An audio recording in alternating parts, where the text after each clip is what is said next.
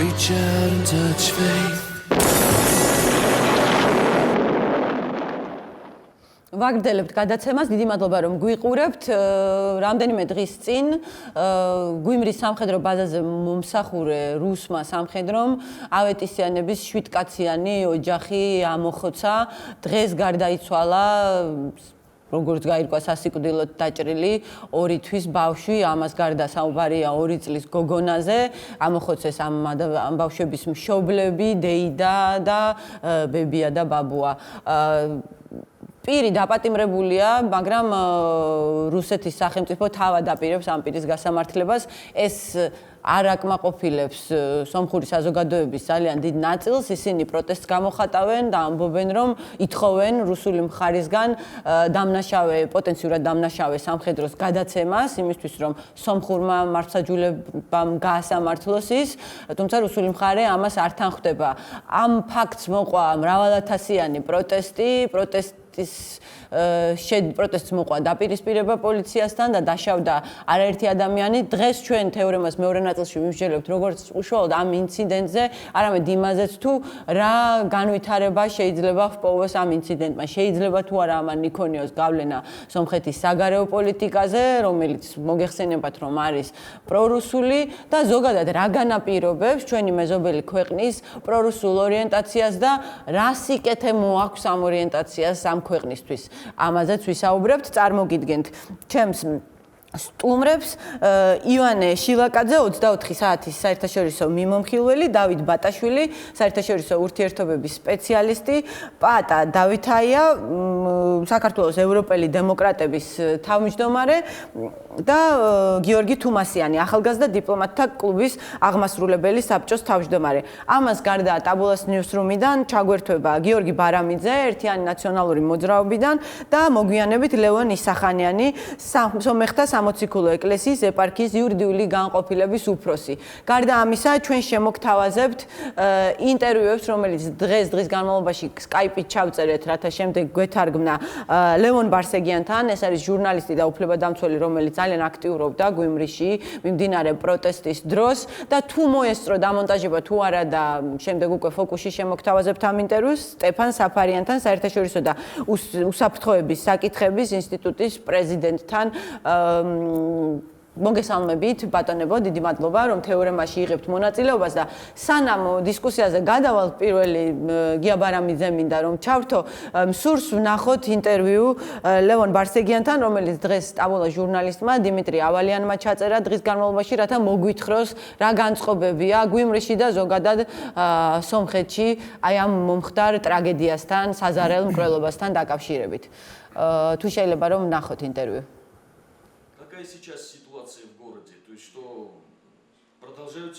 როგორი სიტუაცია ქალაქში? გრძელდება რაიმე აქციები თუ ხალხი დამშვიდა მას შემდეგ, რაც პუტინი ესაუბრა სომხეთის პრეზიდენტს და სამძიმარი გამოუცხადა სომეხ ხალხს? როგორი ახლა სიტუაცია ქალაქ გიუმრიში? ქალაქის მცხოვრებლებთან ძალიან მჭიდრო ურთიერთობა მაქვს როგორც ჟურნალისტს, რედაქტორსა და უხუცესთა საბჭოს იგივე საკრებულოს წევრს. ამ სამძიმარმა დააგვიანა. ქალაქში მიაჩნიათ რომ სჯობდა მას ეს საერთოდ არ გაეკეთებინა. ამის გაკეთება შეიძლებოდა პირველ ან მეორე, მაგრამ არა მეშვიდე დღეს.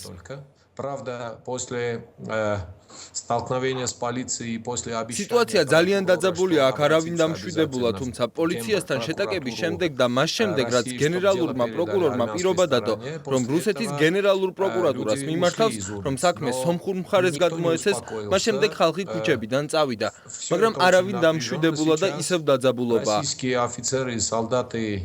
რუსი ოფიცრები და ჯარისკაცები ცდილობენ არ გამოვიდნენ სამხედრო ნაწილებიდან. ოფიცრების ქალაქიდან რომ არ მოხდეს რაიმე შეტაკება, შეხლა შემოხლა ან სკანდალი. ძალიან ბევრი პოლიციელი ჩამოიყვანეს გიუმრიში სხვადასხვა ქალაქიდან და ახლა მას შემდეგ რაც სულ რაღაც 9 საათის წინ გავიგეთ რომ ბავშვის გარდაიცვალა. ქალაქში დამატებითი საპოლიციო ძალები ან შინაგანი ჯარის ნაწილები შემოიყვანეს.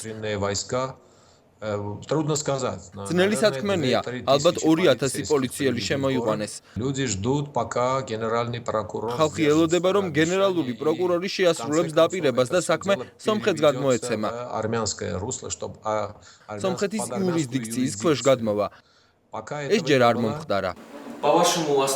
თქვენი აზრით რჩება თუ არა საზოგადოებაში კითხვები გამოძიების მიმართ? არის თუ არა ყველაფერი ნათელი იმ დეტალებიდან, რაც ცნობილი გახდა იმის შესახებ, რაც მოხდა? Да, гора вопросов, очень много вопросов. Но я არის ბევრი სხვადასხვა დეტალი, მაგრამ კონკრეტული ინფორმაცია და ფაქტი ძალიან ცოტაა. ფაქტია, რომ რუსულმა მხარემ დილით მიაწოდა პოლიციას ინფორმაცია, რომ დაიკარგა ჯარისკაცი, რომელიც პოსტიდან ყარაულიდან იარაღით გაიქცა. ძალიან ბევრი საეჭვო გარემოებაა, რადგან გაუგებარია, რატომ უნდა დაეტოვებინა დამნაშავეს ადგილზე ამდენი სამხილი, რომლითაც მას ხელს დაადებდნენ. Преступник, который решил перейти, если это он. გარდა ამისა, დამნაშავემ, რომელმაც გადაწყვიტა სომხეთ-თურქეთის საზღვრის გადაკვეთა, რატომ არ წაიღო ავტომატი? ადამიანს, რომელსაც საზღვარი უნდა გადაეკვეთა, წესით იარაღიც უნდა წაეღო. გარდა ამისა, იგი რუსმა სამხედროებმა დააკავეს და პირდაპირ 102 ბაზაზე გააგზავნეს. რისი უფლებაც მათ არ ჰქონდათ. თუ სომხეთის ტერიტორიაზე იჭერენ ეთნიკანელს, იგი მაშინვე პოლიციას უნდა გადასცენ. ან თუ საზღვარზე დაიჭირეს ეროვნული უშიშროების სამსახურს. მისი პიროვნების იდენტიფიცირების მიზნით. Чтобы понять, кто это такой. И они взяли и перевезли მათ კი პირდაპირ ბაზაზე გადაიყვანეს. Не только оскорбительно, это ეს არა მხოლოდ შეურაცხმყოფელია, ეს სომხეთის კანონმდებლობის უხეში დარღვევაა. В первые 2 дня никаких стычек, волнений, демонстраций не было. პირველი 2 დღე რაიმე დემონსტრაცია ან შეტაკება არ მომხდარა. მაგრამ მეორე დღეს საღამოს, როდესაც გენერალურმა პროკურორმა განაცხადა, რომ საქმე რუსულმა მხარემ უნდა წაიყვანოს, ხალხი აღშფოთდა არა მხოლოდ ქალაქში, მთელ სომხეთში. იურისტები ამტკიცებენ, რომ საქმე სომხურმა მხარემ უნდა აწარმოოს.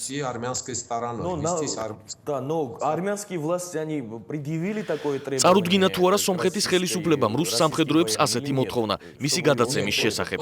Вся проблема в том, что армянские власти в лице генерального прокурора. Მთელი პრობლემაც იმაშია, რომ სომხეთის ხელისუფლებამ გენერალური პროკურორის სახით ლობირება გაუწია იმას, რომ ეს საქმე რუს გამომძიებლებს წაეყვანათ. და რომ მისი გასამართლება რუსული კანონმდებლობის საფუძველზე განხორციელებულიყო. მან რუსეთის კონსტიტუციაზე მითითებები დაიწყო, რამაც ხალხი აღაშფოთა. დაუწყეს ახსნა, რომ ის რუსეთის ფედერაციის პროკურორი კი არა, სომხეთის რესპუბლიკის პროკურორი იყო და საკუთარი ქვეყნის ინტერესები უნდა დაეცვა. მეორე დღეს ხალხი ქუჩაში გამოვიდა. ეს არაორგანიზებული, სპონტანური აქციები იყო. ხალხი რუსულ ბაზასთან მივიდა და ეჭვმიტანილის გადაცემა მოითხოვა.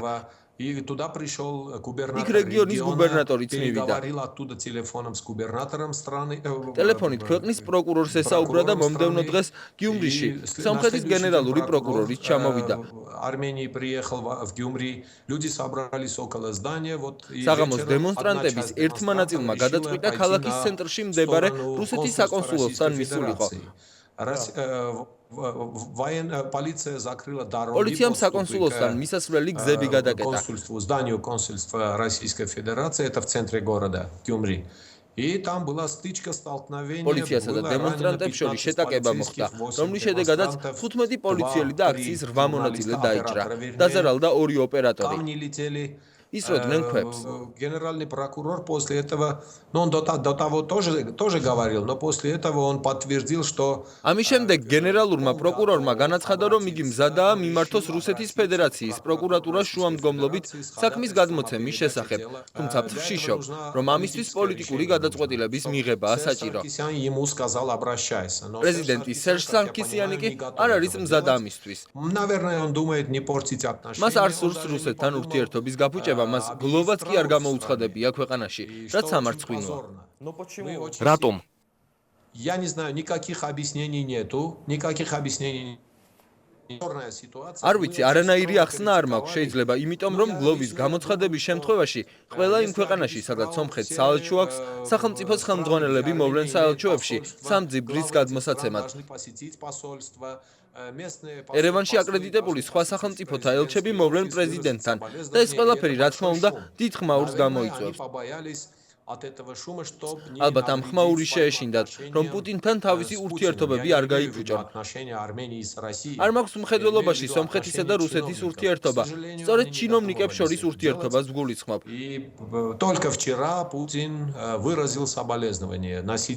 პუტინმა მხოლოდ გუშინ ამ ტრაგედიიდან 7 დღის შემდეგ გამოგვიცხადა სამძიმარი.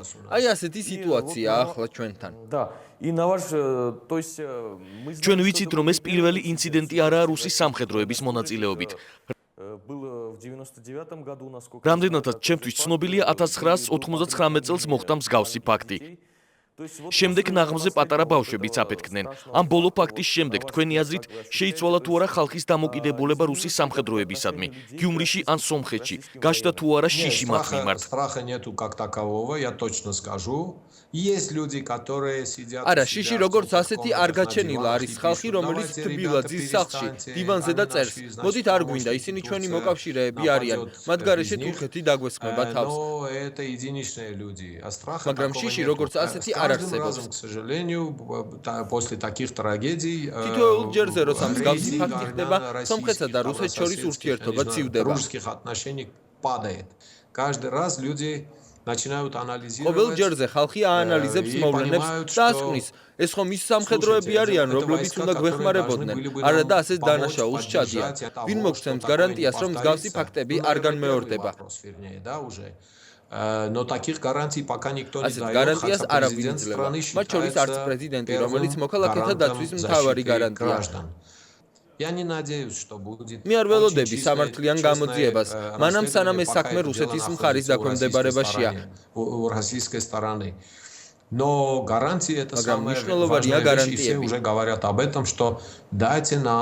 ყველა ითხოვს მოგვეცით გარანტია, რომ მსგავსი რამ არასდროს განმეორდება. ეს ძალზე დრთულია. აუცილებელია უსაფრთხოების ზომების შემუშავება, მათ შორის იმ მხრივ, თუ ვის იწვევენ რუსეთის ჯარში და ვის აგზავნიან ჩვენთან, რომ იმსახურონ. ბატონ გია ბარამიძესთან საუბრით დავიწყებ. გამარჯობა ბატონ გია. საღამოშტობს. დიდი მადლობა თეორემაში რომ იღებთ მონაწილეობას და პირველი კითხვა როგორც იცით ეს არ არის პირველი შემთხვევა, როდესაც რუსის სამხედროები დანაშაულს ჩადიან, აი ჩვენმა კოლეგამაც ლევონ ბარსეგიანმაც იგივე უთხრა დიმიტრი ავალიანს ინტერვიუსას, მაგრამ ეს არის ერთ-ერთი ყველაზე ესეთი მასშტაბური და სასტიკი დანაშაული, როდესაც ოჯახის ყველა წევრი ამოხოცეს და ამან მართლაც გამოიწვია ძალიან დიდი პროტესტი, დაშავებულია უამრავი ადამიანი, 20-მდე ადამიანი.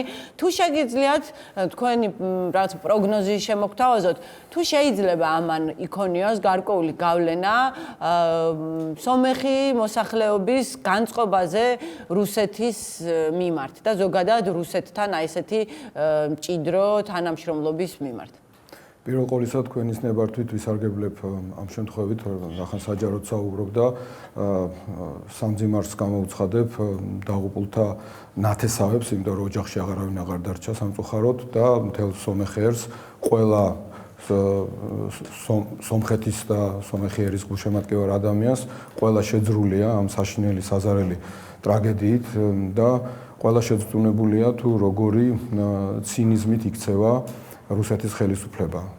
ეხლა სხვადასხვა გვარ, ასე ვთქვათ, ჭორს ავრცელებენ, რომ რაღაც ეთნიკურობაზე აკეთებენ აქცენტს, რომ ის ჯარისკაცი რუსი არ იყო და უკრაინელი იყო და რაღაც აბსოლუტურად აბსურდული რა მნიშვნელობა აქვს. ეთნიკურად ვინ იყო ეს ჯარისკაცი, ის იყო და არის რუსეთის შეერაღებული ძალების წარმომადგენელი, რომელმაც ესეთი საზარელი ტრაგედია დაატრიალა და საზარელი დანაშაული ჩაიდინა. მეორე, რაც ძალიან მნიშვნელოვანია, უნდა გვესმოდეს რუსეთისთვის გიუმრის სამხედრო ბაზის მნიშვნელობას. იგი წარმოადგენს რუსეთისთვის სტრატეგიულ ობიექტს, რომლითაც ის ახორციელებს კონტროლს როგორც სომხეთზე, ისე პოტენციურად იგი შეიძლება ნებისმიერ მომენტში გამოყენებული იყოს კონტროლის გასახორციელებლად, რაღაც საბაბად, როგორც საქართველოზე, ისე აზერბაიჯანზე და ასევე ინსტრუმენტად, როგორც საქართველოზე, ასევე აზერბაიჯანის წინააღმდეგ აგრესიის განსახორციელებლად და ის ერთგვარად ასე ვთქვათ, რუსეთის კონტროლის ორბიტიდან გასული ამ ჩვენი სახელმწიფოების, განსაკუთრებით სახელმწიფოს თვის ერთგვარი დამოკლეს מחვილივით არის. თუმცა ეს ბაზა იქ არის სომხეთის გადაწყვეტილებით და უდიდესი ნაწილი სომხეთის მოსახლეობისა ამ ბაზის იყოფნას ხარს უჭერს.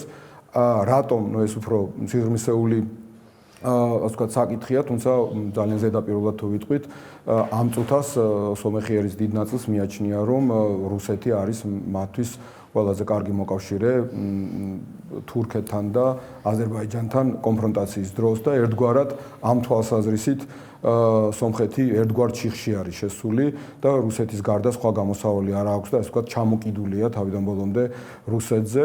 ჩვენ ამ ბუნებრივი ამიდგომას არ ვეთანხმებით, მაგრამ პატივს ვცემთ სომეხი ხალხის არჩევანს, სომხეთის ხელისუფლების არჩევანს, რომელიც მთელი ამ წლების განმავლობაში უნდა ითქვას, მიუხედავად მისი რუსეთთან ალიანსში ყოფნისა, ძალიან კონსტრუქციულად იქცეოდა საქართველოსთან მიმართებაში, მთელ რიგ საკითხებთან დაკავშირებით, მათ შორის ისეთ ჩვენთვის ტკივილ საკითხთან მიმართებაში, როგორიც არის რუსეთის მიერ, ანუ სომხეთის მოკავშირე სახელმწიფოს მიერ საქართველოს ოკუპირებული ტერიტორიების აღიარების თემა და მიუხედავად სომხეთის ასეთი ახლობლობისა რუსეთთან, სომხეთს ეს ძალიან ცუდი ნაბიჯი საქართველოსთვის არ გადაუდგა და ბევრი სხვა კონსტრუქციული, ასე ვთქვათ, ურთიერთობა ჩამოყალიბდა, როგორც წინა ხელისუფლების დროს, ისე დღევანდელი ხელისუფლების დროს, თუმცა სამწუხაროდ დღევანდელი ხელისუფლება, თავის ეს სხვა პრობლემებია, ჩვენი პრობლემებია, ყველა მიმართულებით პრაქტიკულად არაადეკვატურად იქცევა.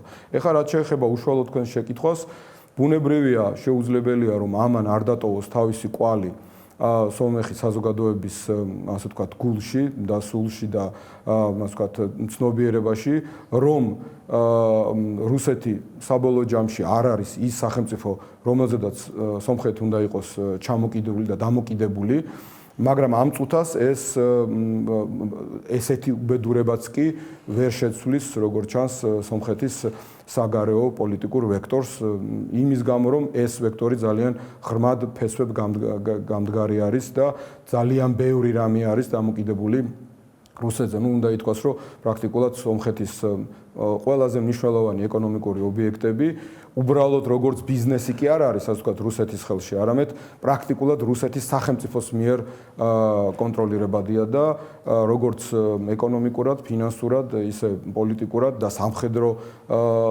სტრატეგიული თვალსაზრისით სომხეთი ამ წუთას აღმოჩნდა თავიდან ბოლომდე რუსეთის, ასე ვთქვათ, კონტროლ ქვეშ და რუსეთის იქით გზა არ აქვს. კი ბატონო, ანუ თქვენ მიგაჩნიათ, რომ რუსეთ გარდა იმისა, ეს ამ ტრაგედიას წინ უძღოდა საბაჟო კავშირის შექმნა 1 იანვარს 2015 წლის ოფიციალურად ამოქმედდა საბაჟო კავშირი, რომელშიც შედის ბელარუსი, რუსეთი და ყაზახეთი, 2 იანვარს მას მიუერთდა სომხეთიც.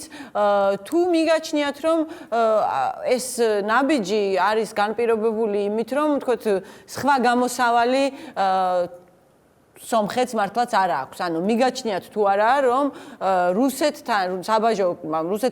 საბაჟო კავშირში შესulis გარდა სხვა გამოსავალი ეროვნული უსაფრთხოებიდან გამომდინარე სომხეთს არ აქვს. თუ არსებობს თქვენი აზრით გზები, რომ თქოთ მე არ მიმაჩნია ასე რომ სომხეთს სხვა გამოსავალი არ აქვს.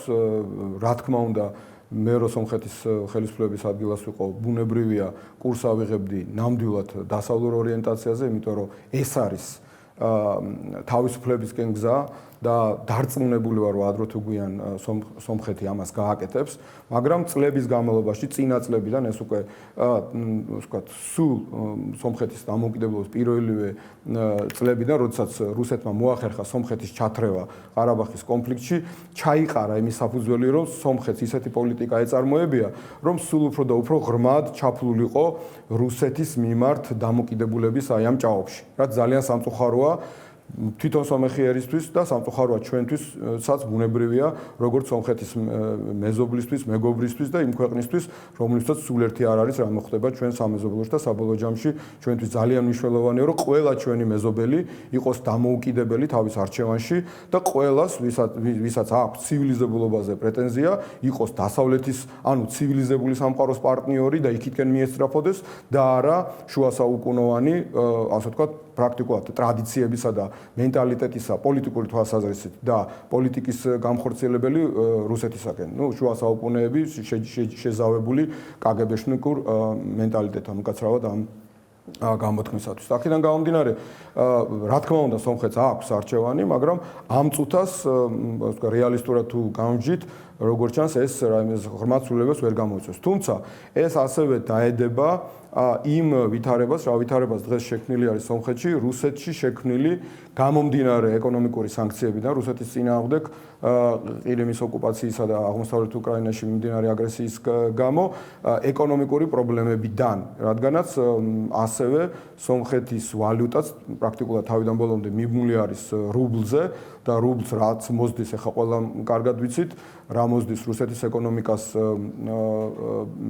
საწვავზე და ნავთობზე ფასების გაუფასურების გამო და ტენდენციაც არ არის სახარბიელო ამ წელს ძალიან რთული და მძიმე წელი არის რუსეთს ეკონომიკურად და არც მომავალი წელი არ არის მანდამაინც სახარბიელო. ასე რომ პუტინის რუსეთისთვის ცუდი დრო დადგა, როგორც პოლიტიკურად, ისე სამხედრო პოლიტიკური თვალსაზრისით, ასევე ეკონომიკურად და ეს ყველაფერი კომპლექსში რუსეთს არ ხდის მიმზიდველ სახელმწიფოს და ბუნებრივია ის აიძულებს სომხურ საზოგადოებას ეძებოს ალტერნატივა და რაც უფრო სწრაფად მიაგნებს ამ ალტერნატივას და ეს ალტერნატივა ნამდვილად არსებობს, ეს არის ის გზა, რაც გზაც დიდი ხანი აირჩია საქართველოს, ეს არის დასავლური ინტეგრაცია, მით უკეთესი იქნება როგორც სომხეთისთვის, ისე ბუნებრივია საქართველოსთვის. თუმცა არ უნდა გამოვიწყოთ ტერიტორიული კონფლიქტის ფაქტორი აზერბაიჯანთან. ასე უფრო ადვილად დაარეგულირებს სომხეთი აზერბაიჯანთან ამ პრობლემას და აზერბაიჯანიც უფრო ადვილად შეძლებს სომხეთთან მშვიდობიანად ამ პრობლემის მოგვარებას, იმიტომ რომ ცივილიზებული სახელმწიფოები ბევრად უფრო ადვილად ახერხებენ მშვიდობის დამყარებას და რაც არ უნდა მწვავე კონფლიქტი იყოს მშვიდობიანად კონფლიქტის მოგვარებას, ვიდრე იმ ვითარებაში, როდესაც არსებობს სახელმწიფო, რომელიც პირდაპირ დაინტერესებული, რომელზედაც ამ შემთხვევაში სომხეთი არის დამოკიდებული, პირდაპირ დაინტერესებულია ამ კონფლიქტის არ მოგვარებით. კი ბატონო, დიდი მადლობა ბატონ გია, საინტერესო საუბრისთვის. მე სტუდიაში დავუბრუნდები სტუმრებს და ბატონ გიორგის მინდა ვკითხო, აი ბატონმა გიამ ახსენა, რომ ეს ესეთი რაღაც ჩიხი არ არის, თქოთ, რუსეთთან კავშირი არ არის, ესეთ მჭიდრო კავშირი არ არის გამოწვეული გარდაუვალი აუცილებლობით და სომხეთს აქვს ლავირების შესაძლებლობაც. თუ იზიარებთ ამ მოსაზრებას და რა სიტყოდით თუ იზიარებთ ამ შემთხვევაში რას მიიჩნევთ, რა ალტერნატივა აქვს სომხეთს იმ საფრთხეების გათვალისწინებით, რასაც სომხეთი საფრთხეთ აღიქვამს. ერთი მხრივ ვთქვათ არის თურქეთი, რომელთანაც რაღაც საუკუნეების მანძილზე არსებობს ეს დაძაბულობა, მეორე მხრივ არის აზერბაიჯანი, რომელთანაც არის კონკრეტული ტერიტორიული დავის საკითხი. ნამდვილად დავეთანხმები ამ შემთხვევაში ბატონ გიას. აღსანიშნავია, რომ სომხეთს გააჩნია შესაძლებლობა კონდეს ურთიერთობები მათ შორის ევროკავშირთან. ბოლო მონაცემების მიხედვით სომხეთის პარტნიორად ევროკავშირი საკმაოდ სერიოზულ პარტნიორად რჩება სომხეთისთვის და მე შემიძლია დარწმუნებით ვთქვათ, რომ სომხეთის ურთიერთობები ევროკავშირთან და ევროინტეგრაცია არ არის გამორიცხული, თუმცა ჩვენ ხვდებით ამ სხვა პრობლემას. პირველ რიგში ეს უკავშირდება არა ეკონომიკურ, არამედ უსაფრთხოების სისტემებს და როგორც თქვენ აღნიშნეთ, არსებობს საკმაოდ ცხელი წერტილი ყარაბაღის კონფლიქტი, რომელიც ბოლო პერიოდში ასევე საკმაოდ დიდ პრობლემას წარმოადგენდა და ბევრი ინციდენტი მოხდა იქ იმ რეგიონში. შესაბამისად, სომხეთს რა თქმა უნდა გააჩნია სურვილიც ევროკავშირთან თანამშრომლობის. ბოლო ჩვენ ვნახეთ, რომ სხვა სახელმწიფოების გარდა უკრაინა, მოლდოვა და საქართველო ვინც ხელი მოაწერეს ასოცირებული შეთანხმება, სომხეთი რეალურად რჩება ერთადერთ სახელმწიფოდ აღმოსავლეთ პარტნიორობის ფარგლებში, ვინც აგრძელებს თანამშრომლობას ევროკავშირთან. 2 წლიანი მოლაპარაკებები ჩაშალეს 2013 წლის დეკემბერში ფაქტობრივად, ხო, როდესაც განაცხადეს, რომ რუსეთის საბაჟო კავშირში შევიდოდნენ. ეს ასეა, თუმცა დღესაც სომეხ პოლიტიკოსებს რომ მოусმინო და იგივე გადაწყვეტილების მიმღების პირებს, ამას ამბობენ, რომ ისინი არ გამორიცხავენ იმას, რომ ასოცირების ხელშეკრულებას ხელი მოაწეროს. თუმცა როგორ უნდა მოხდეს საბაჟო კავშირი და იგივე, ვთქვათ, ევროკავშირთან ურთიერთობის გაღრმავება, თუნდაც ეს თავისუფალი ვაჭრობის ხელმოწერა, როდესაც ეს ორი რამ ერთმანეთს გამორიცხავს, ეს ცხადია კითხვებს ბადებს. საბაჟო კავშირის თემას რომ დაუბრუნდეთ, ამ ინციდენტის მერე ნათლად ჩანს, რომ საბაჟო კავშირი როგორც პროექტი, ევრაზიული კავშირი უпростоრად ფაქტობრივად ჩაშლილია. იმიტომ რომ სომხეთი, რომელიც რეალურად წარმოადგენს იმ მცირერიცხოვან მოკავშირეთა შორის არის, რუსეთის მოკავშირეები, მათ შორის არის ბელორუსი და ყაზახეთი, როგორც აღნიშნეთ, სომხეთი არის მეოთხე ამ გაერთიანებაში და ასეთი ურთიერთობების შედეგად, როდესაც შენ სტრატეგიულ მოკავშირეებთან ერთად ქმნი ასეთ პრობლემას, სამხედროს არ გადაცემით და ამ თემის ასეთ გაწვავ გართულებით, ჩვენ აქედან შეგვიძლია დავასკვნათ, რომ ევრაზიული კავშირი როგორც კავშირი, როგორც ეს ეკონომიკური კავშირზეა, ხო? ევრაზიული კავშირი რეალურად ეს ჯერ კიდევ წარმოადგენს ამ შემთხვევაში საბაჟო კავშირზეა საუბარი, ხო? და საბაჟო კავშირი ეკონომიკური ურთიერთობებისთვის არის და არა ეკონომიკური ურთიერთობების მხრივ ჩვენ ვნახეთ როგორ დაუწესეს ბელორუს სანქციები სულ ახლახანს ამ რუსეთის მხრიდან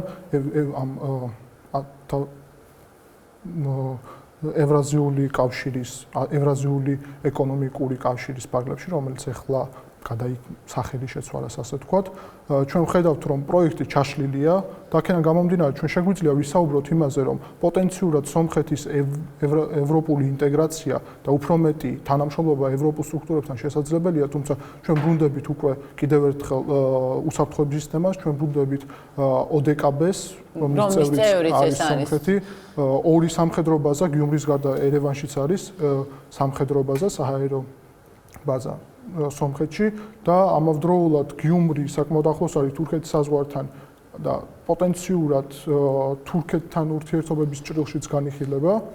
ჩვენ შეგვიძლია დარწმუნებით ვთქვათ, რომ ამ ინციდენტის მერე რუსეთ-სომხეთის ურთიერთობებში არის რეალურად დიდი ბზარი და რუსეთის პოზიციების სამხრეთ კავკასიაში სულ უფრო და უფრო უკან იხევს. კი ბატონო პატა, თქვენ მინდა გკითხოთ სწორედ ამ საბაჟო კავშირთან დაკავშირებით, საბაჟო კავშირში გაწევრიანება სომხეთის პოლიტიკური ელიტის უდიდესმა ნაწილმა, ოპოზიციამ, ამ შემთხვევაში, რომლებიც ასევე პრორუსული ორიენტაციით გამოირჩევიან, შეაფასა როგორც რუსეთის მხრიდან ზეწოლა, უბრალოდ რაღაცა გამოუვალ არჩევანად. აი ესეთ შეფასებას აკეთებენ ისინი. ამ თუ ვიმსჯელებთ იმაზე, რომ სომხეთის საზოგადოებაც, თქვათ, დიდად რა განწყობა არის ჯერ ეს ერთით სომხურ საზოგადოებაში, თუ იცით ამის შესახებ, ამართლებენ თუ არა რუსეთთან საბაჟო კავშირში შესulis თქვათ იდეას და ამასთან თუ სომხური საზოგადოება წინააღმდეგი არ არის ამ ყველაფრის, მაშინ რა შუაშია რუსული ზეწოლა? აი თუ შეიძლება რომ ამაზე ვისაუბროთ, იმიტომ რომ ნებისმიერი პოლიტიკოსი საბოლოო ჯამში საკუთარი ამორჩევლის წინაშე აგებს პასუხს, იმიტომ რომ ის არჩევნებში უნდა წარსდგეს და არჩიო. პირველ რიგში დიდი მადლობა მოწვევისათვის და ძალიან მნიშვნელოვანი თემას განიხილავთ თქვენ დღეს, იმიტომ რომ ფაქტურად სომხეთი არის ჩვენი მეზობელი ქვეყანა, სტრატეგიული ქვეყანა ჩვენთან ურთიერთობაში და აუცილებელი არის რომ ეს ურთიერთობები იყოს ისეთ დონეზე აწყობილი, ამ მნიშვნელობა არ აქვს თქვა საით წავა ეს ურთიერთობები, რომ იყოს სიმშვიდე. პირველ რიგში დავიწყოთ იმით, რომ თქვენ დასვით კითხვა რაც შეეხება საზოგადოებას და ხალხს. ხალხი აკეთებს თავის არჩევანს თვითონ. რა უნდა მას? საქართველოს მოქალაქეებმა გააკეთა არჩევანი და ეს არჩევანი არის ევროკავშირისგან სწრაფად და ევროპული მისწრაფებები. მაგრამ ჩვენ ვხედავთ, რომ არიან საქართველოს მოქალაქეები, რომლებიც ყველაფერს აკეთებენ იმისათვის, რომ საქართველო არ წავიდეს ამ გზით და მცირე ნაწილი, მაგრამ არის. არის, ხო ეს მაგრამ საზოგადოების უმეტესი არჩევანი არის ის, რომ ჩვენ ევროპული გზა ავირჩიეთ და იმ ადამიანებს, ვინც ცდილობს რომ გადაუხვიოს საქართველოს ამ გზას, პრობლემები აქვს, იმიტომ საზოგადოებაშია განწყობა ამისა და მათ უჭირთ ღიად ამის მოქმედება, საუბარეს ღიად ხელშეშლა და ამიტომ ხდება ფარული გზებით რაღაც მანიპულაციები და ქმედებები. ეხლა რაც შეეხება სომხეთში, საზოგადოების უმეტესი ნაწილმა გააკეთა თავის დროზე არჩევანი და მათი არჩევანი იყო ის, რომ მათი განწყობა, ეს მათი გადაწყვეტია არის უფრო პრორუსული, იმიტომ რომ მე მაქვს ურთიერთობა საზოგადოების გარკვეულ ფენებთან სომხეთში, ეს არა მარტო პოლიტიკოსებთან, არამედ ჩვეულებრივ საზოგადოების წევრებთან და თქვენ სწორად აღნიშნეთ ოპოზიციის პრობლემა, რომელიც არის სომხეთში, როდესაც თქვათ იგივე პოლიტიკოსები, რომელიც არიან პარლამენტში წარმოდგენილი, მკვეთრად არ განსაზღვრავენ იმ გზას და აი როგორც მოხდა ეს საქართველოში, მკვეთრად არ აყენებენ პროდასალურ გზას. ეხლა ეს გარკვეული პრობლემებითაა შექმნილი. მეტიც ერთმანეთს ეჯიბრებიან ცოტა ვინ უკეთესი ურთიერთობა აქვს რუსეთის 2008 წლის პროტესტი რო გავიხსენე. საზოგადოებიდან გამომდინარე ვიძახით დღეს მოდით ეხლა დავიყენოთ ჩვენი მდგომარეობა, ჩვენ მათ ადგილას დავდგეთ და ვნახოთ ის სიტუაცია, რაც მათ აქვს და როგორ უყურებენ ესენი. მაგალითად, ჩვენ თუ შევადარებთ საქართველოს და სომხეთის განვითარება, ჩვენ ვნახავთ, რომ ჩვენ მუდმივად ვითხოვდით რუსული ბაზების გაყვანას, როდესაც დამოუკიდებლობა მოიპოვეთ, ხო? რაც სომხეთში არ იყო, არ იდგა საკითხი სომხეთში რუსული ბაზების გაყვანას. საერთოდ არ დამდგარა ეს თემა, იყო გამოვლინებები, გახსოვთ თქვენ იგივე ტერპეტროსიანის პერიოდში, მაგრამ ამ ძალამ ვერ პოვა ის განვითარება, რასაც ქვია, თქვათ პირველი ეტაპი ესენი ხელისუფლებაში იყო, მათ გაუჭირდათ ამის გადადგმა, იმიტომ რომ ახალი შექმნილი დამოუკიდებლობა იყო და თქვათ ახალი სახელმწიფო იყო საბჭოთა ქვეყნების, თქვათ საბჭოთა კავშირის დანგრევის შემდეგ, მაგრამ როდესაც მათ ვერ მოიკიდეს ფეხი, ამიტომ როცა მოხდა მათი შეცვლა, იგივე კოჩარიანი მოვიდა ხელისუფლებაში, რეალურად მოხდა დაყრდნობა იმასთან დაკავშირებით, რომ რუსულ ბაზებს პრობლემა არ ჰქონდათ, პირიქით რუსული ბაზები ხსნილი იყო, ყველანაირად გახსოვთ თქვენ, იყო სერიოზული ზეწოლები საქართველოს მთავრობაზე, როდესაც იყო ტრანზიტად გამოყენება საქართველოში, აქ საუბარი არის იგივე საავტომობილო რკინიგზის პრობლემა იყო და ტრანსპორტის ყოფილიყო გადაადგილება ჯარების, გახსოვთ საქართველოს მთავრობამ შეზღუდა ყველაფერი, მე საავიაციო გზით ხდებოდა ამ ბაზების მომარაგება. ერთი სიტყვით, გარდა ამისა, მთლიანად ეკონომიკა სომხური მიმული იყო რუსულ ეკონომიკაზე, რუსულ რუბლზე, მაგრამ მაგიამ ახსენა აქ და ძალიან სწორად გაუსვა ამას ხაზი, იმიტომ რომ ფაქტიურად საზოგადოებრივი ურთიერთობაც, მოდით ასე ვთქვათ, პროდასავლური ეროვნებით სომეხი ადამიანი ვინც იყო, ის წავიდა ამერიკაში და წავიდა ევროპაში. ვინც დარჩა, ეხლა ძალიან ცუდად საუბრობ ამაზე, მაგრამ რეალობა არის ეს. ვინც დარჩა, ის მიმული გახდა რუსეთთან. ამიტომ აი ეს ბაზების ზეწოლა, აი ეს მიდგომები რაც იყო ყველაფერი, საზოგადოება ჩამოაყალიბა ისე, რომ რეალურად მუხტი წინააღმდეგობის არ არის. დღეს, როდესაც მოხდა ეს ტრაგედია, რაც მოხდა, აი ელემენტარულად ჩვენ გადაცემის დაწყების წინ დავინტერესეთ კანონმდებლობით და იტყვიან აქაც ალბათ ხელშეკრულებით, რომელიც არის სომხეთსა და რუსეთს შორის, თუ რუსეთის მოქალაქემ ჯარისკაცმა სამხედრო მოხსნად ჩაიდინა დანაშაული სომხეთის მოქალაქის წინააღმდეგ, ის უნდა გასამართლეს სომხეთში და მას უნდა დაიწყოს გამოძიება. თუ მან დანაშაული ჩაიდინა რუსეთის მოქალაქის წინააღმდეგ, მაშინ ხდება რუსული კანონმდებლობის ქვეშ. ეს სომხეთის ტერიტორიაზე. რეალურად ეს სამხედრო ბაზის ყოფნა რუსულის დღეს სომხეთის ტერიტორიაზე. კი, ეს არის განსაზღვრული, ანუ ამ შეთანხმებით, რაც ეხლა დღეს ნახეთ რა სიტუაცია ხდება. ფაქტურად ვიცით ჩვენ რა დანაშაული ჩაიდინა რუსეთის მოქალაქემ და ამოხოცა მთელი ოჯახი და რეალურად მისი გადაცემის პრობლემა დადგა და რატომ? სამართლებრივად თუ ჩავხედავთ, ჩვენ პირველი დანაშაული, რასაც ცდილობს რუსეთის ფედერაციის მხარე აჩვენოს, ეს არის დეზერტირობა ამ ჯარისკაცის. კი, რო ჩვენი სამხედრო ბაზა დატოვაო და ამიტომ ჩვენი იურისდიქციის ქვეშ ხდება, თქვა, რუსული იურისდიქციის ქვეშ. მაგრამ დანაშაული სიმძიმე არის უფრო მძიმე, ვიდრე დეზერტირობა, ის კვლელობა რაც მოხდა. დღეს მოდით ვთქვათ, თუ რუსეთის ფედერაციას როგორც მოკავშირეს სომხეთის და სომხეთს როგორც მოკავშირეს რუსეთის ფედერაციას და უნდა თქვათ, რომ ეს პრობლემა მოეგვარებინა, ხო? აი ესეთი დანაშაულის ფონზე, როდესაც ბავშვები ან მკვდარი ავტომატურად გადასცემდნენ ამ ჯარისკაცს პირველ დღესვე, ხო? არ მოხდებოდა ამის და ჩვენ ჩართვაში მოვისმინეთ, რომ ორი დღე არაფერი არ ხდებოდა. თუ ალბათ მონოდინი კანონმდებლობის მუშაობის იყო.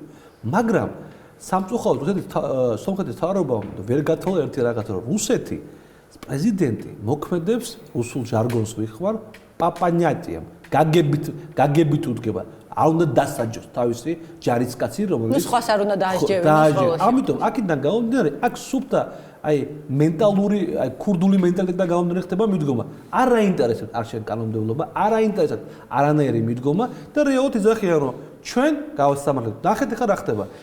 1 საათის უკან მე სპეციალურად მოვიდიოდი გადაცემაზე და დავინტერესდი ჩამოვიდა საგამოძიებო ნაწილის უფროსი გენერალური პროკურატურის მასტერკინი ხელმძღვანელი უბრალოდ რუსეთის გიუმრში და შევიდა ჯარი. ეხლა ამ ხელა ჩინოვნიკი რატო ჩამოვიდა? იმიტომ რომ გადასცეს გამორიცხული, იმიტომ რომ წაიყვანოს. ეს სერიოზული პრობლემა შექმნის დღეს, იმიტომ რომ საზოგადოება ამ მომენტში უკვე კი არის, ვთქვათ, აკითხვა რომ კითხვის ნიშნები გაუწევს საზოგადოებას.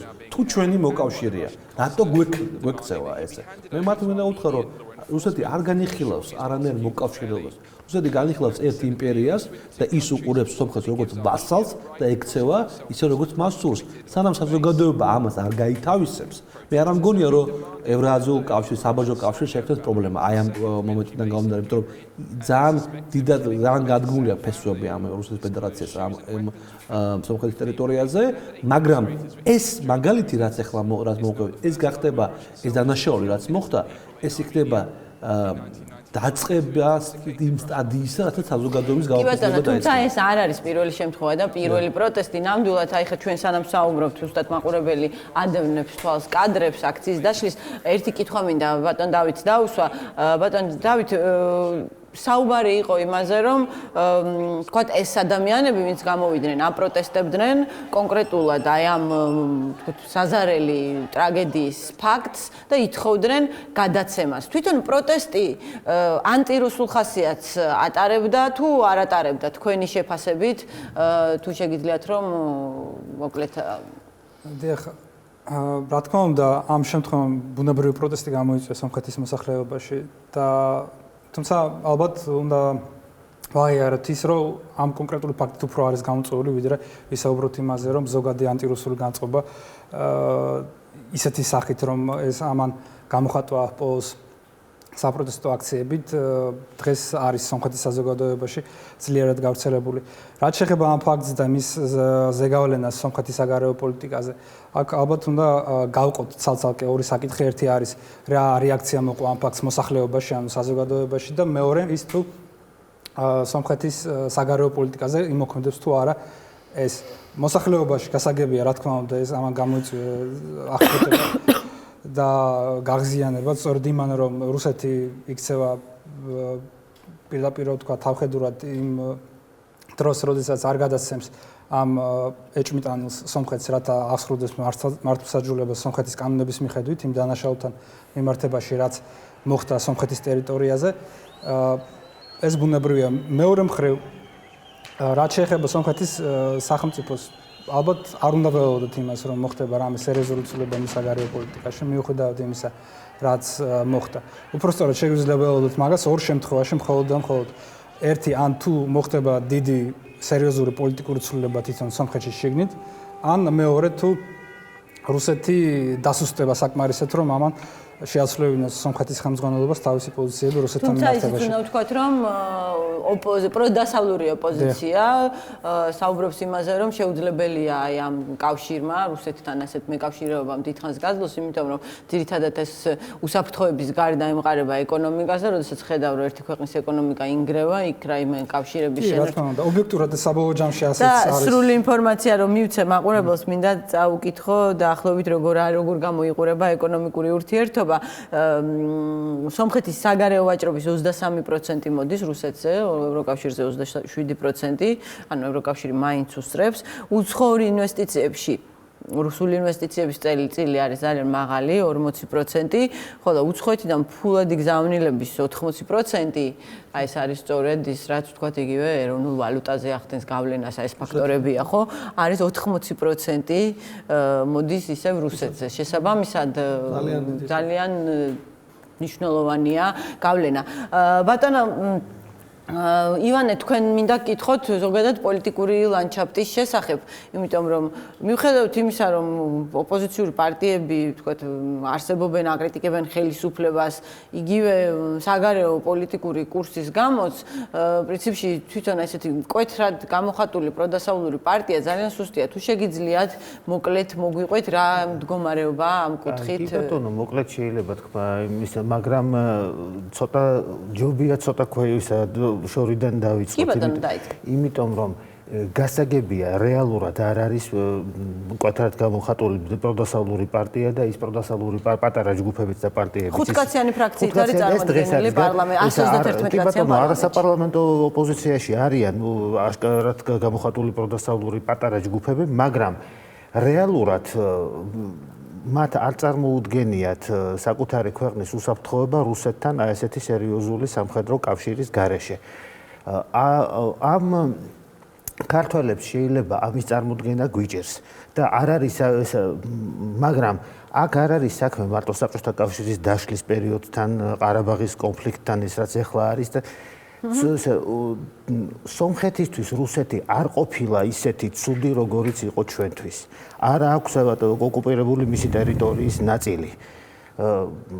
მე-18 საუკუნეში შეერთების შემდეგ მე-19-ში მისცა მას თავისუფალი წყნარად ცხოვრების საშუალება და მე-20-ში ჯერ მოკავშირე რესპუბლიკა და მერე სახელმწიფოს შექმნაშიც დაეხმარა.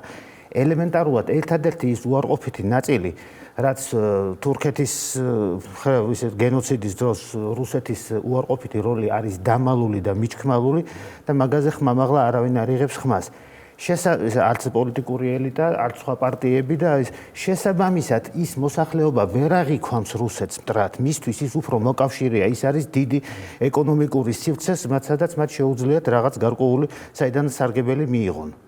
შესაბამისად და როდესაც არის ეს ძალიან ძიმე ფაქტი გენოციდის და იქიდან თურქეთი, აქედან აზერბაიჯანი, მათ ვერ წარმოუდგენიათ, რომ სხვანაირ რუსეთის გარეშე შეუძლიათ უზრუნველყონ თავიანთი უსაფრთხოება. სხვა საქმეა, რომ პროდასავლური ეკონომიკურად ბევრი არის ბზად ევროპასთან ურთიერთობისთვის. ისინი ვინც წასულები არიან ევროპაში და ამერიკაში, გინდა ეხლა, გინდა იმ გენოციდის გაქცეული თურქეთიდან და სხვა. კი ბატონო, ის მზად არის იმათთან ეკონომიკური ურთიერთობისთვის ამერიკასთანაც, დასავლეთთანაც, მაგრამ აი ამას ვერაც ესე ბოლომდე ვერ იმაშვება. ეს ხომ არ არის განპირობებული იმით, რომ თქვათ იგივე დასავლეთი არის ჩენს ინიციატივას და არ იძლევა იმის თქვათ საფუძველს, რომ სომხეთმა იფიქროს, რომ დასავლეთისგან შეიძლება მიიღოს გარკვეული დაცვის გარანტია. შეიძლება ეს ერთი დეტალია, მაგრამ არ არის განსაზღვრელი.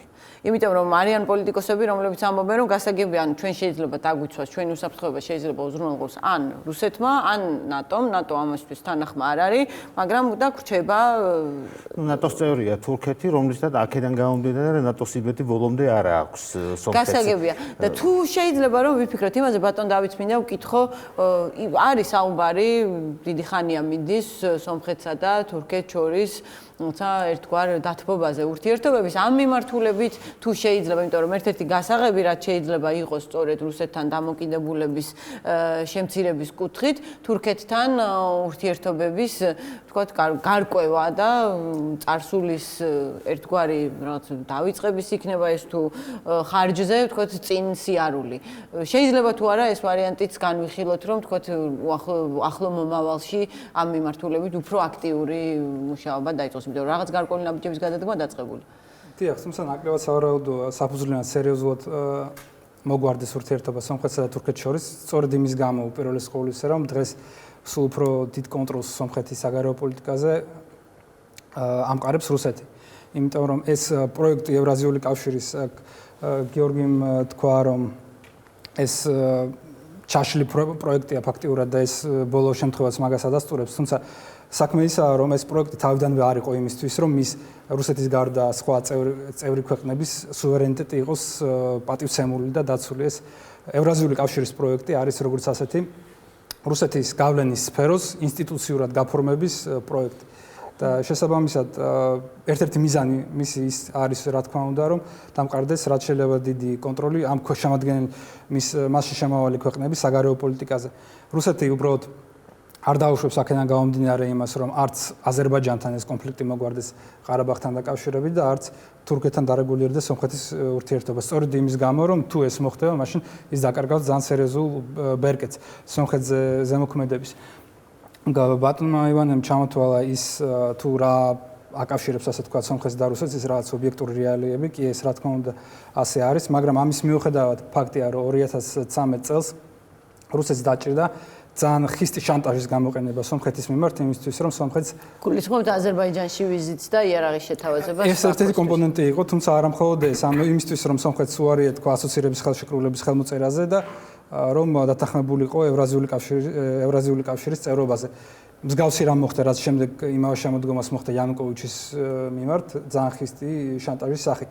ერთი იყო დიახ. სუბსიდირებული გაზის თემაც. თითოეულ ქვეყნის შემთხვევაში სხვადასხვა ელემენტები იყო. ერთი სომხეთის შემთხვევაში ერთი ელემენტი იყო კი ნამდვილად აზერბაიჯანისთვის იარაღის მიყიდვა ძალიან დიდი რაოდენობით, რამაც კიდევ უფრო გაზარდა სომხეთის დამოკიდებულება რუსეთზე უსაფრთხოების საკითხებში. მეორე იყო გაზის ფასის შანტაჟი, იმიტომ რომ მაისში გაზარდეს საკმაოდ ფასი სომხეთისთვის გაზზე და რუსეთი არის მონოპოლისტი გაზის მომარაგების თვალსაზრისით სომხეთისთვის და მას შემდეგ რაც სომხეთმა უარი თქვა ასოცირებაზე და დათანხმდა ევრაზიული კავშირის წევრობას, საბაჟო და შესაბამისად ევრაზიული კავშირის წევრობას, შემდეგ ისევ დაიწია ფასი და დაუბრუნდა იმ დონეს, რაც იყო $199 არის. დიახ, იყო 199 და ავიდა 270-ზე ან და ახლა ისევ $199 ყიდულობს. თუ დაასრულე და თუ არა და ლევან დიახ, და ასევე იყო ის, რასაც ჩვენ ვხედავთ ჩვენთან ბოლო 1-2 წლის მანძილზე, იგივე იყო სომხეთში 2013 წელს, კერძოდ ძალიან დიდი გააქტიურება სხვადასხვა პრორუსული ძალების, პოლიტიკური ძალების და ასევე სხვადასხვა ორგანიზაციების, რომლებიც გამოდიოდნენ ევროპის წინააღმდეგ, ევროინტეგრაციის და ასოცირების ხელშეკრულების წინააღმდეგ და პრორუსული პოზიციებიდან გამომდინარე. კი ბატონო, ლევანი სახანიანი სომეხთა 60 ქულო ეკლესიის ეპარქიის იურიდიული განყოფილების უფროსი მინდა ჩავრთოთ ტაბულას ნიუსრუმიდან. გამარჯობა ბატონო ლევან. გამარჯობა. პირველ რიგში მსურს მოგისამძიმროთ და მიუსამძიმრო სომეხ ხალხს ის რაც მოხდა დატრიალდა გვიმრიში. გადადაცემის გადადასაწყისში ეს გამორჩა. თუ იგივე კითხვით მოგმართავთ თქვენ, რა გავლენა შეიძლება იქონიოს მოსახლეობის განწყობაზე გვიმრიში რუსეთის სამხედრო ბაზის არსებობის მიმართ აი ამ საშინაო ტრაგედიამ, სადაც გარდაიცვალა ამოწყდა მთელი ოჯახი და გარდაიცვალა 2 თვის ბავშვი და 2 წლის ბავშვი. ესე იგი, პირველს ყოვლისა მადლობას გიხდით და მეც მინდა სამძიმარი ვუთხრა დაუპული ავეტისიანების ოჯახის დარჩენილ წევრებს, ვინც ყავთ საგვარეულოში, რაც შეეხება გავლენას. ესე იგი, ეხლა მე ვუსმენდი თქვენ სტუმრებს და ასეთი ზოგადი შთაბეჭდილება დამრჩა, რომ ურთიერთობები სომხეთსა და რუსეთს შორის უპირველეს ყოვლისა არის დამყარებული, ასე ვთქვათ, იმ სიკეთეზე, რომელსაც იღებენ ეს ორი სახელმწიფოები ამ ურთიერთობებისგან და სინამდვილეში დიახ, ნამდვილად ბევრი სიკეთე მოაქვს ამ ურთიერთობებს ორივე საზოგადოებისთვის, როგორც სომხეთის, ასევე რუსეთის საზოგადოებისთვის და გავლენას რაც შეეხება, ძალიან მნიშვნელოვანი არის იმის აღნიშვნა, რომ ეს იყო დანაშაული, რომელიც ჩაიდინა რუსეთის ფედერაციის ჯარისკაცმა სომხეთის რესპუბლიკის ტერიტორიაზე სომხეთის მოქალაქეების წინააღმდეგ და იმ ხელშეკრულების მიხედვით, რომელიც არეგულირებს რუსეთის ფედერაციის ბაზის, ასე ვთქვათ, სამართლებრივ რეჟიმს სომხეთში, იმ ხელშეკრულებაში წერია, რომ ასეთ შემთხვევაში პასუხისგებაში უნდა მიეცეს ესა თუ ის პიროვნება, რომელიც კონკრეტულ ამნაირ სამართალ დარღვევას ჩაიდენს, სომხეთის კანონმდებლობის მიხედვით და ამ პროცესუალურ საკითხებს ამ პასუხისგებასთან დაკავშირებით უნდა აგვარებდნენ სომეხი სამართალდამცველები და მე ვიმედოვნებ, რომ ასეც მოხდება. აღსანიშნავია, რომ თუმცა ის ფაქტი, ბოდიში რომ გაწყვეტინებ, თუმცა ის ფაქტი, რომ აქამდე რუსული მხარე უარს აცხადებს შეასრულოს ზუსტად აი ამ ხელშეკრულებით გათვალისწინებული პირობა და მისცეს შესაძლებლობა სომხურ მართლმსაჯულებას განსაჯოს ის ადამიანი, რომელმაც აი ესე უმოწყალოდ ამოწყვიტა ავეტისიანების ოჯახი. ამდენი ხანი უარს ეუბნება. რითი არის ეს განპირობებული? როგორ ახსნით ამას? ხო ფაქტია, რომ რუსეთი დაინტერესებული უნდა იყოს იმაში, რომ საზოგადოებამ, თქვათ, მათ მიმართ რაღაცა გარკვეული კეთილგანწყობა შეინარჩუნოს, რომ თქვათ, იგივე იქ არსებული სამხედრო ბაზის მოსამსახურეთა მიმართ არ გაჩნდეს მოსახლეობის აგრესია და ამის მიუხედავად ეს არ ხდება, ხო? ჯერ რამდენი დღე გავიდა, ეს არ მომხდარა, ის კი არა სამძიმარმაც კი დააგვიანაო, ამბობენ სომეხი აქტივისტის ინტერვიუ მოვისმინეთ. რითი ახსნით? რას დაარქმევდით თქვენ რუსეთის ამქმედებას და რით ახსნით ამას? ანუ რის ჩვენებას ცდილობს რუსეთი? მე ზუსტად ამაზე მინდოდა ახლა ასე ვთქვათ საუბარი. აღსანიშნავია, რომ ნამდვილად დღემდე ეს კონკრეტული პიროვნება, რომელსაც ბრალად ედება ეს დანაშაული, საზარელი დანაშაული, არ არის სომეხის სამართალდამცველების, ასე ვთქვათ, იურისდიქციის ქვეშ, არ არის სომეხის სამართალდამცველების განკარგულებაში და ეს არის სამწუხარო. ამავდროულად აღსანიშნავია ისიც, რომ არც ერთ ოფიციალურ პირს რუსეთის ფედერაციის მხრიდან არ განუცხადებია, რომ ეს პიროვნება არ გადაეცემა სომხეთს და შესაბამისად ალბათ ეხლა სომხეთის და რუსეთის შესაბამისი სამართალდამცავი სტრუქტურები საუბრობენ იმაზე, თუ რა სახით უნდა მოხდეს ამ პირის, ასე ვთქვათ, პასუხისგებაში მიცემა და რა სახით შეიძლება ეს პიროვნება გადაცემული იყოს სომხეთის სამართალდამცავი ორგანოებისათვის.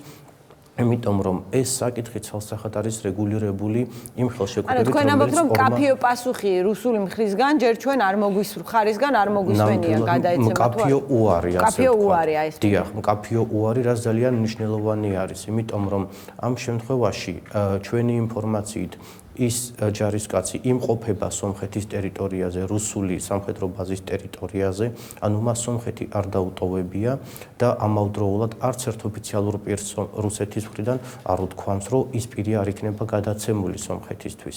შესაბამისად, ჩვენ ვიმედოვნებთ, რომ ნამდვილად ის საერთაშორისო ხელშეკრულება, რომელიც დაიდო ორ ქვეყანას შორის, შესრულდება და ეს კონკრეტული პიროვნება პასუხისგებაში მიეცემა, ისე როგორც ამას ითვალისწინებს სომხეთის სისხლის სამართლებრივი კანონმდებლობა. თქვენი საუბრიდან მე შემიძლია დავასკვრა, რომ ეს ფაქტი ანტირუსული, ამ შემთხვევაში გულისხმობ ანტიპუტინური, ანტირუსული სამხედროების მიმართ არ გამოიწვევს, თქვათ, რაღაცა გარკვეული ტალღის აგორებას და ეს ნებათაღელვა უკავშირდება აი ამ კონკრეტულ ინციდენტს, რომელიც იმ შემთხვევაში თუ ამოიწურა, გარკვეულწილად განმოხტავს სიტუაციასაც? ქალბატონო თამარ, აღსანიშნავია, რომ ჩვენი ინფორმაციით სომხეთში და ზოგადად სომხებს შორის არ არსებობს არც ანტირუსული და არც ანტისხვა რომელიმე ერის წინააღმდეგ მიმართული განწყობა არცად. შეიძლება არსებობდეს პროტესტი. ამ შემთხვევაში ანტირუსულში ვიგულისხმობ რუსული პოლიტიკის.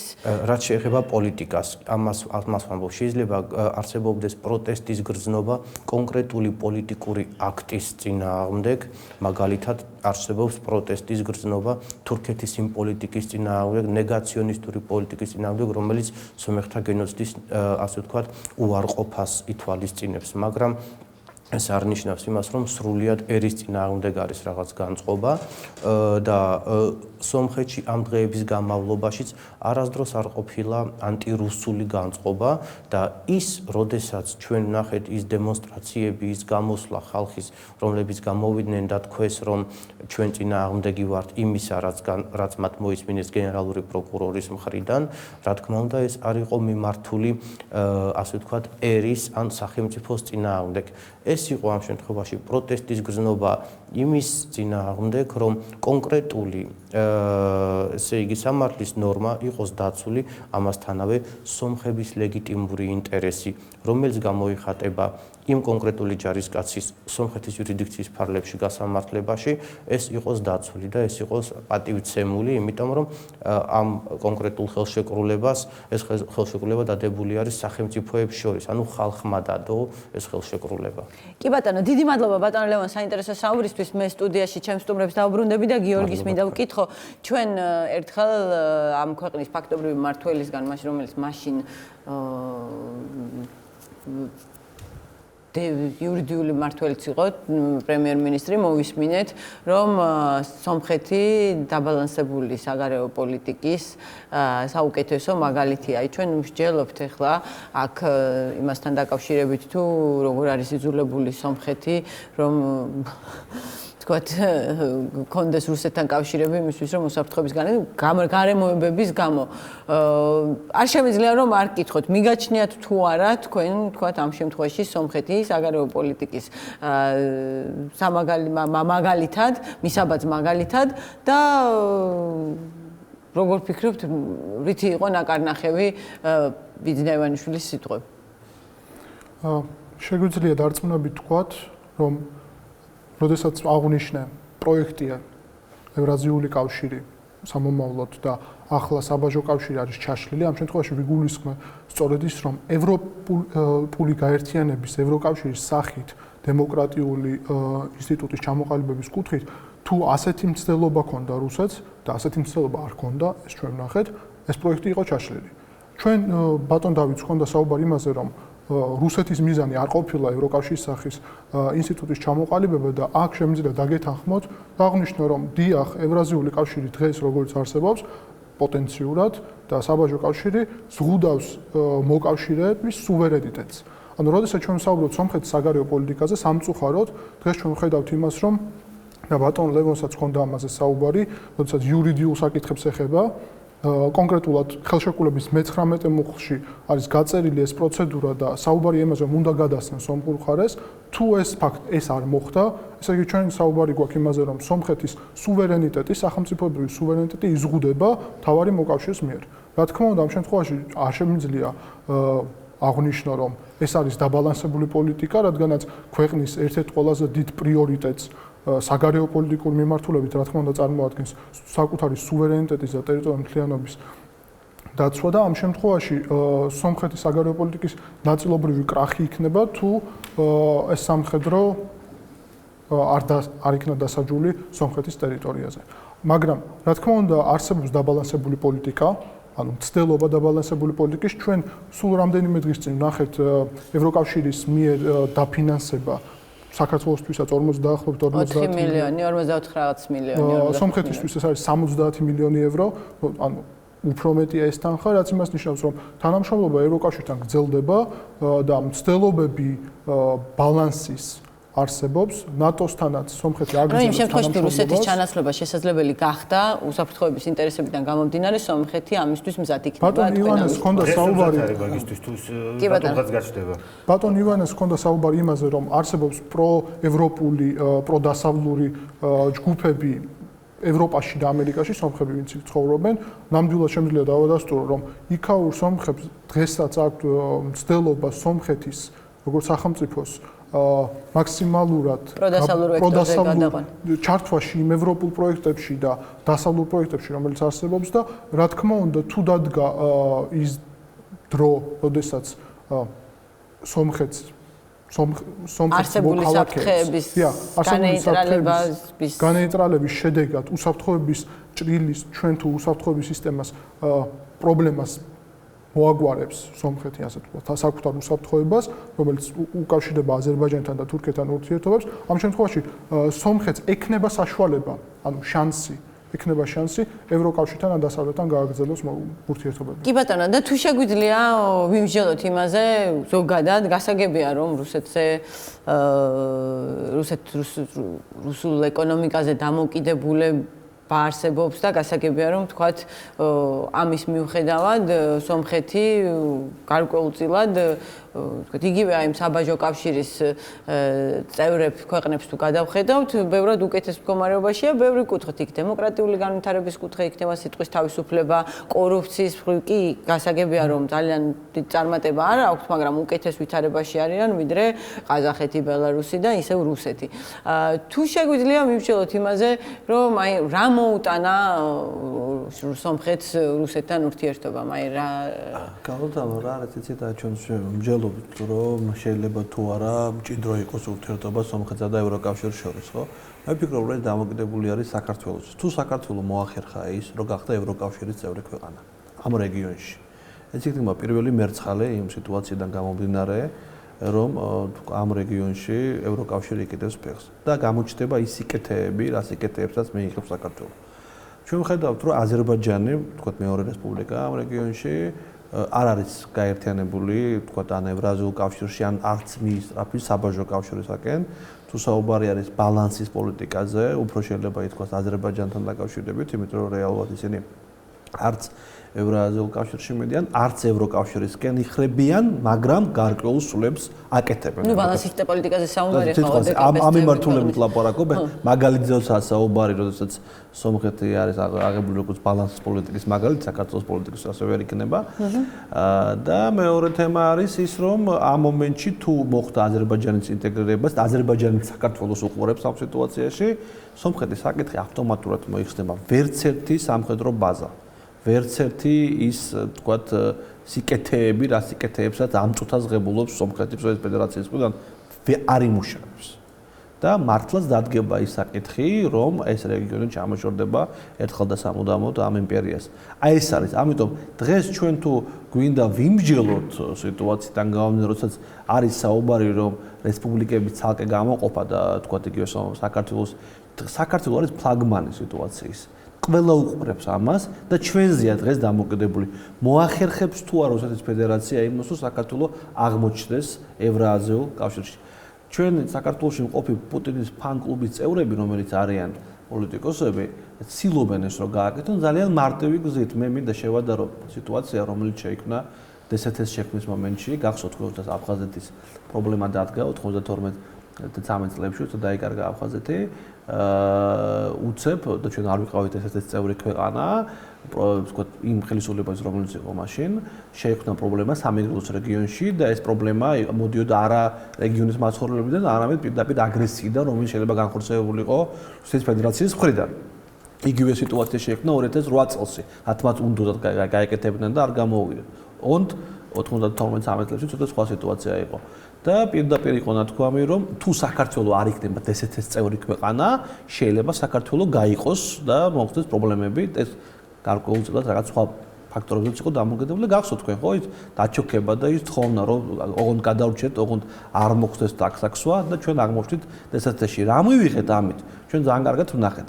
დღეს ჩვენ თუ შევადარებთ სიტუაციას გეოპოლიტიკურს, რაც ხდება რეგიონში, ძალიან დიდი საფრთხე ამ სცენარის განვითარების და გათამაშების ისევ. და ძალიან მარტივად, იმიტომ რომ ჩვენ ხედავთ, რომ ხდება ეგრეთწოდებული ასოცირებული ხელშეკრულებების გაფორმება აფხაზეთსა და ცხინვალის რეგიონთან დაკავშირებით. სამოკავშირეო ხელშეკრულება. და თქვათ ხდება ეს სხვადასხვა ფორმით, ძირითადად ეს სურკოვის გეგმა არის, ძირითადი პუნქტი წარმოადგენს იმასთან დაკავშირებით, რომ აფხაზეთში გაუჭედათ და ცოტა შეალამაზეთ, მაგრამ იგივე გააკეთეს, რასაც უნდათ, იგივე ხდება 10 თებერვლამდე აპირებენ ცხინვალში.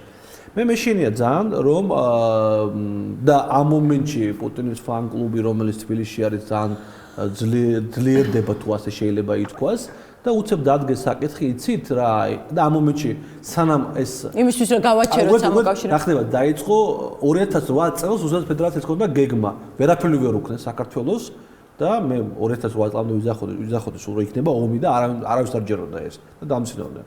ომი მოხდა, იმიტომ რომ ვერაფერი ვერ უქნეს და მარტო სამხედრო გზით დაიწყეს მოქმედება.